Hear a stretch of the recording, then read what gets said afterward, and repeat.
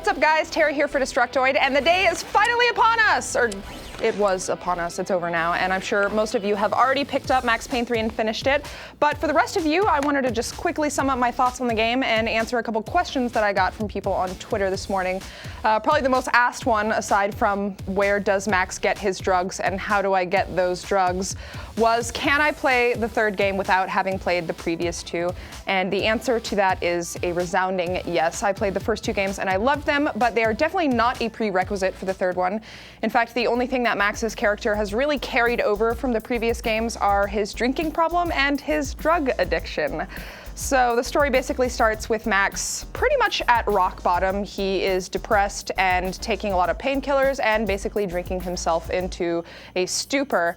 And the game actually kind of wavers between the current setting of Sao Paulo, Brazil, where he's doing his work, and flashbacks to New Jersey, which reveal how he came to work in Sao Paulo. So basically, he's down there protecting a wealthy family of Rodrigo Branco and his trophy wife, Fabiano. And of course, all the major themes from the original Max Payne games are back. You've got things like betrayal, intrigue. It's got the same noir aesthetic, and you can see that a lot in the game's environments as well. They've managed to vary it up quite a bit throughout the game. My particular favorite setting was the slums of Sao Paulo, which looks gorgeous, incredibly detailed and colorful. They've also got you visiting places like nightclubs, loading docks, bars in New Jersey, fancy boats, some more loading docks, some graveyards. There are even levels in there that give nods to levels from the original Max Payne that you can see a clear reconstruction of the level, which is very cool. Presentation-wise, that is pretty much what Rockstar does best in games, and this is no different. It's set up a lot like a movie, or rather a mix between a movie and a comic book, which is similar to what I imagine Remedy had envisioned in their heads when they created the Max Payne series, and I think Rockstar has done a really good job of recreating that.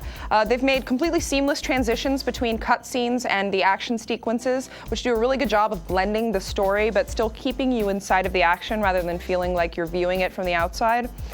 Gameplay is fantastic. What can I say about it? The whole game is pretty much pure action. It's like an action movie. It varies between cover-based shooting and short sequences where they have you doing things like sniping from the top of a stadium or shooting people on a moving boat. Both the combat and the implementation of bullet time feel great, and they've got free aim or soft lock options in the menu if you prefer to use those. I definitely use soft lock in my playthrough. It's a lot easier, but free aim is very fun also. And of course, they've got the bullet cam in there, which adds a healthy dose of gore to the game.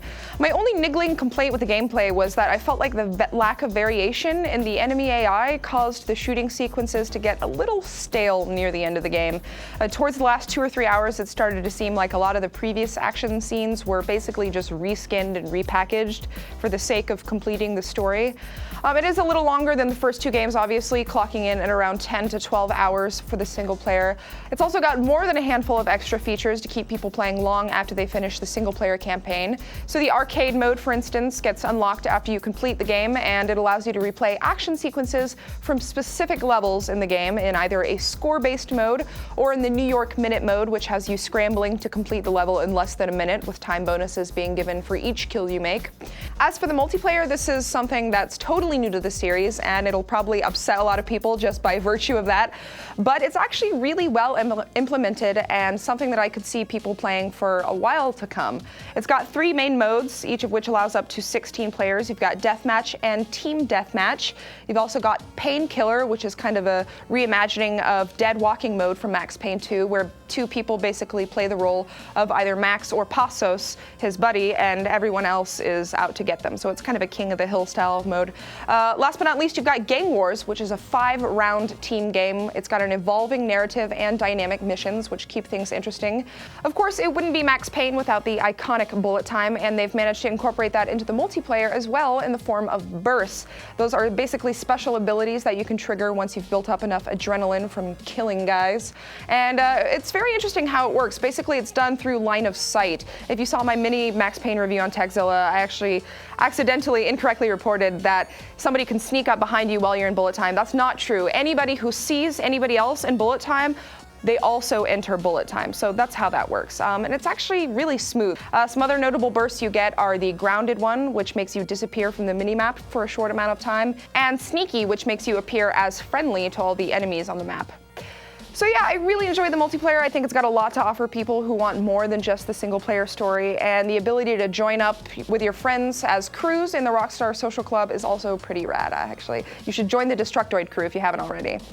So overall, I wouldn't hesitate to say that this is easily one of Rockstar's finest games yet. Between the witty writing and the amazing soundtrack and the always excellent voice acting of James McCaffrey. Always in moderation. And pretty much everyone else. It's just a wonderful game through and through, and I wouldn't hesitate recommending it to anyone as long as they're cool with a little illicit drug use and a lot of drinking and self-loathing. Like a lot of self-loathing.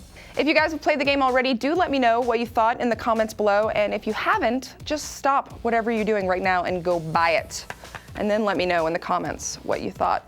As always, you guys can subscribe to Destructoid for more video game reviews and news, and you can check out our other gaming channel, Rev3 Games, where Anthony Carboni just put up his review of Max Payne 3 yesterday, and I guarantee you it is probably better than mine, so go check that out, and I'll see you guys next time.